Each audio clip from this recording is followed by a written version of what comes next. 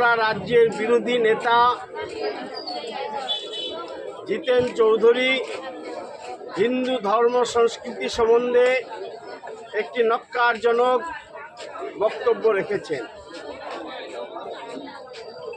বামপন্থীদের সম্বন্ধে বলার কিছু নেই। যারা নিজেদের বাপের শ্রাদ্ধ করে না তাদের কাছে অনেক কিছু আশা করার সম্ভাবনা নেই। যে বামপন্থীরা সমস্ত সময় ভারতবর্ষের দেশদ্রোহিতার কাজ করেছে, দেশ যখন স্বাধীনতা আন্দোলনে টকবক করে ফুটছিল, ভারতবর্ষের অখণ্ডতাকে নিয়ে যখন দেশে আন্দোলন চলছিল, যখন দেশের যুব সমাজ রক্ত ঢেলে ঢেলে দিচ্ছিল দেশের জন্য, সেই সময় আমরা দেখেছি কমিউনিস্ট নেতারা পাকিস্তানের পতাকার সাথে তাদের পতাকা লাগিয়ে দিকে আন্দোলন করেছে। পাকিস্তানের দাবি মানতে হবে, তবেই ভারত স্বাধীন হবে। দেশকে বিভাগ করার জন্য, ভাগ করার জন্য তারা চক্রান্ত করেছে। তার সাথে যেমন জওহরলাল নেহেরু থেকে শুরু করে মহাত্মা গান্ধী ছিল, কমিউনিস্টরা তারও অনেক ঊর্ধ্বে ছিল দেশকে বিভাজিত করার জন্য। আমরা দেখেছি, শুধু তাই নয়, আমরা দেখেছি তারা দেশদ্রোহিতার চরম উদাহরণ কয়েকদিন আগে আমরা দেখেছি বিশাল আন্দোলন হয়েছে যুব সমাজ শিক্ষাক্ষেত্রকে নিয়ে, আর সেখানে তাদের স্লোগান ছিল আফজল তেরা কাতিল জিন্দা হ্যায় হাম শর্মিন্দা হ্যায়, ভারত তেরা টুকরা হোগা হাজার ইনশাআল্লাহ। এই সমস্ত শব্দ, এই সমস্ত স্লোগান সেই দিন আমরা দেখেছি।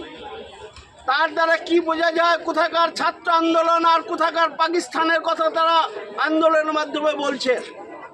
একটিমাত্র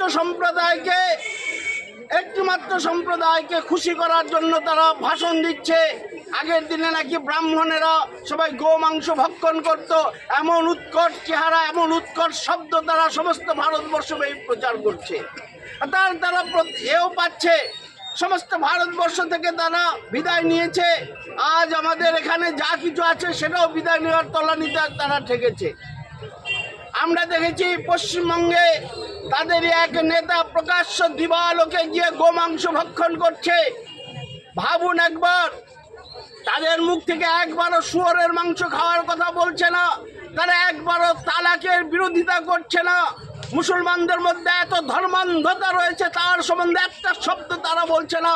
হযরত মুহাম্মদ সম্বন্ধে একটা শব্দ তারা বলছে না। তারা বিবেকানন্দ সম্বন্ধে যা ইচ্ছা বলছে, তারা রামকৃষ্ণদেবকে পাগল বলছে, মৃগী রুগী বলছে।